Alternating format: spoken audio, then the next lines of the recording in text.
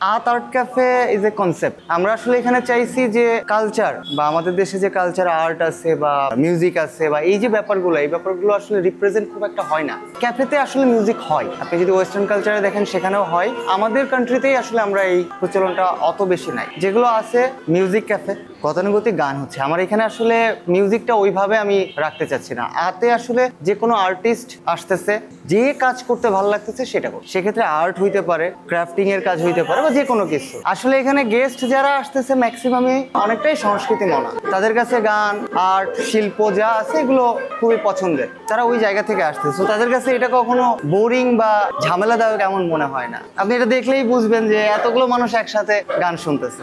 Music আমার বরাবর পছন্দ, গান বাজনা করতাম আড্ডায় ভাই ব্রাদারের সাথে, তো সেখান থেকেই ব্যাপারগুলো এইভাবে জেনারেট হয়েছে। আর্টের কনসেপ্টটা একটু ডিফারেন্ট আমাদের জন্য। It's a journey, it's a kind of journey, আমাদের 6টা মানুষের জার্নি। আমি যদি বলি এখানে মার্শাল আসছে, মার্শাল হয়তো বা প্রথমে আমেরিকান কান্ট্রি সং প্লে করছে, ও আসছে কিন্তু পেনসিলভেনিয়া থেকে। ওর একটা ইচ্ছা যে আমি এখানে আমার দেশীয় গানগুলো শোনাবো, যেটা হয়তো বা সেই স্কোপটা পাই নাই ওইভাবে, বাট এখানে এসে কিন্তু সে সেটা পাচ্ছে।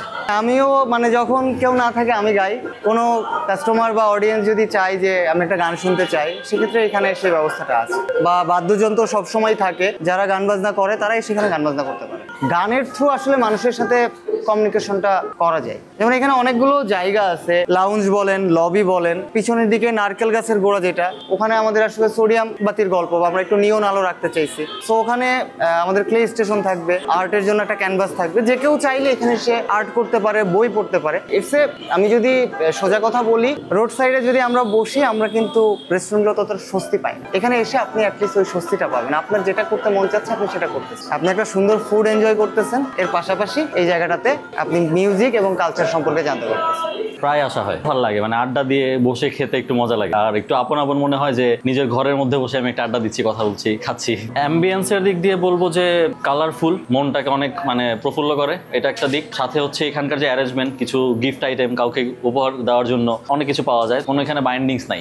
ওদের জন্য অবশ্যই একটা ভালো প্ল্যাটফর্ম, ওরা নিজেরাও পপুলার হতে পারবে এবং নিজেরাও মানুষকে আনন্দ দিতে পারতেছে, এবং আশা করি মানে তারাও এনজয় করবে। পরিবেশটা এমন যে নিজের মধ্যে একটা ভাইব, নিজের আপন একটা ভাইব পাবে তারা। ক্যাফেতে তো আমরা তো অনেক দিকে যাই, তো রিজভি ভাইয়া হচ্ছে যে আমার বড় ভাই হয়, তো রিজভি ভাইয়ার মাধ্যমে এখানে আসা। রিজভি ভাইয়ের ক্যাফে তো গান করি, সেই সুবাদে হচ্ছে যে ভাইয়া বলছে যে এখানে গান করার একটা সুন্দর পরিবেশ করে তুলছে। অনেকে এসে যে মিউজিয়াম দেখলাম, অনেক ইনস্ট্রুমেন্ট দেখলাম, তো অনেকে এসে গান করছে। আমি যেদিন প্রথম আসছি ওই দিনে দেখতেছি ভালোই গান চলতেছে, তো ভাইয়া বললো যে আমরা একদিন বসি, গান করি, আড্ডা দিই, তো ওই সুবাদে আসা। তো আমি আসার পরে দাদা বললো যে পোকো শোনাও, তো ওই দিন গান করছি। আর আশেপাশে যারা ছিল সবাই হচ্ছে যে খুব ভালো রেসপন্স করছে, বিশেষ করে এখানকার শ্রোতাগুলা খুবই চমৎকার, খুবই মনোযোগ সহকারে শুনি, আবার আগ্রহী, আবার এর পরবর্তীতে আবার কি বলবো বা কিছু বলছি কিনা খুব শুনতে আগ্রহী, এটা বেশ ভালো লাগে। এমন সচরাচর দেখা হয়, তবে এই ক্যাফে টাইপের ব্যাপারগুলোতে আমার ওইভাবে অভিজ্ঞতা না থাকলেও আমার অনেক দেখা হয়েছে, অনেক বাইরে বাইরেদের সাথে গেছি, তো তখন দেখছি যে সবাই সবার মতো আছে, কেউ গান করতেছে, কেউ গুরুত্ব দিচ্ছে, কেউ দিচ্ছে না, কেউ মজা পাচ্ছে, কেউ পাচ্ছে না। তো এখানে দেখি একটু গল দিয়ে সুর বের করলে সবাই মনোযোগী হয়ে যায়, এটা সব থেকে বেশি সুন্দর।